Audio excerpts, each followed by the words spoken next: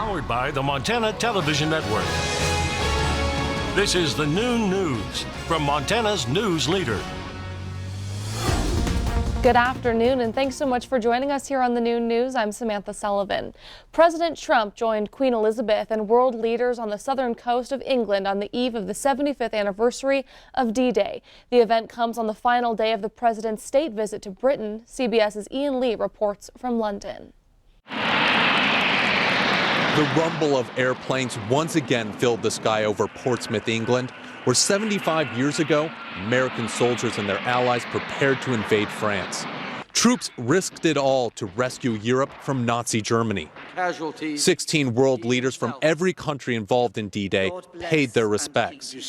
President Trump recited the prayer Franklin Delano Roosevelt gave as troops hit the beaches of Normandy. They will need thy blessings, for the enemy is strong. But the spotlight was on the more than 300 D-Day veterans. For many of the greatest generation, memories of that fateful day are still raw. I was terrified. I think everyone was. You don't show it, but it's there. I look back on it as a big part of my life. It changed me in a way. But I was just a small part in a very big machine.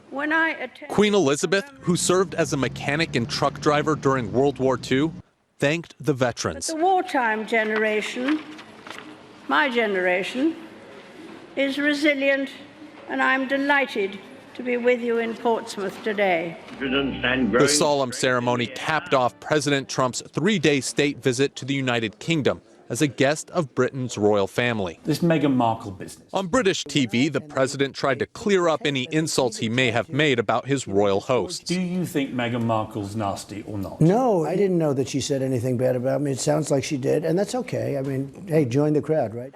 Prince Harry's wife, Meghan, called Trump divisive and misogynist during the 2016 campaign. I wasn't referring to her. She's nasty. I said she was nasty about me. Next for the president is a stopover in Ireland before attending D-Day ceremonies in Normandy, France on Thursday. Ian Lee, CBS News, London. Now, meanwhile, the final rehearsal jumps are a success, and Miss Montana and other historic aircraft are on their way to drop paratroopers over France as part of the 75th D-Day anniversary events. The planes will now fly across the English Channel to drop their jumpers over the French coast. The weather hasn't been perfect, but so far the flights have been going well.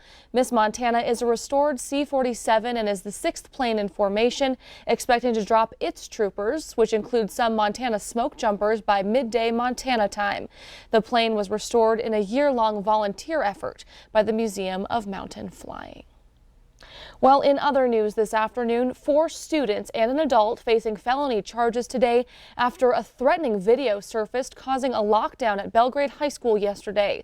Police were called at about 1 o'clock Tuesday afternoon after the video was released that made threats against students. Students were forced to shelter in place until police could determine they were no longer in danger.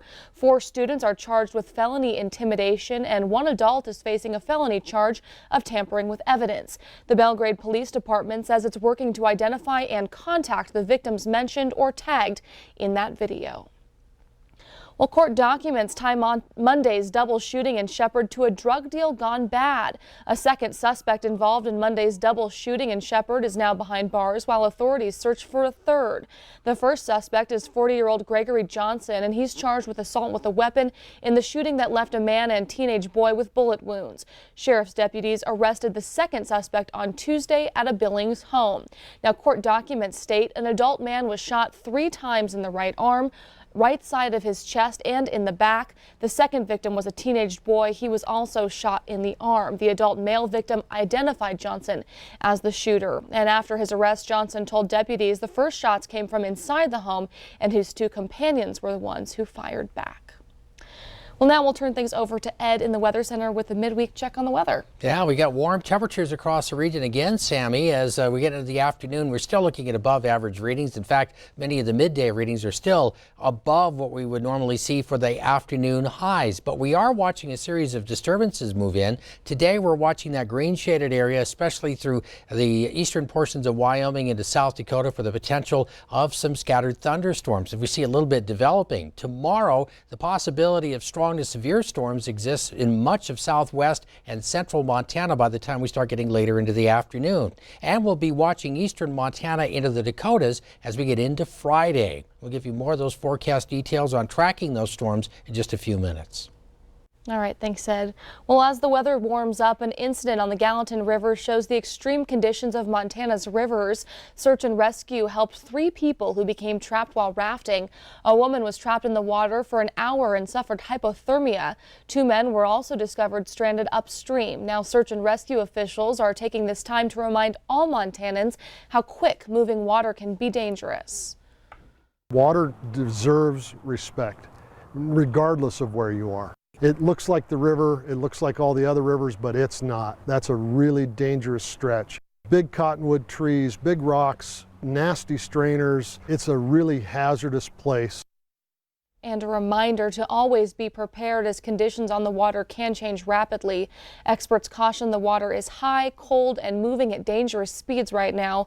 Knowing where you're going and mapping out your course are important steps to staying ahead of the unknown. Well, Montana Governor Steve Bullock will make his 3rd trip to Iowa to campaign for president. His trip is this weekend and will take him to western Iowa on a 3-day swing with 8 scheduled stops. Bullock is spending most of his campaign time in Iowa as he tries to hit Democratic benchmarks to qualify for the upcoming Democratic debates.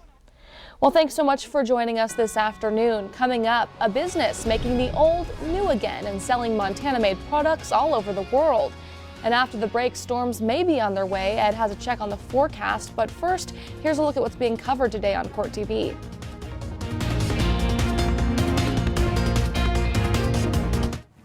Good afternoon, I'm Yori Tewalde. We are in verdict watch in the Kellen Winslow rape trial. Jurors deliberated for a little less than an hour Tuesday before breaking for the day.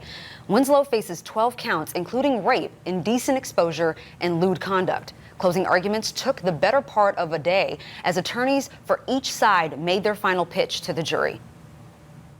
How could this case possibly be a he said, she said? This case is a she said, and she said, and she said, and she said, and she said.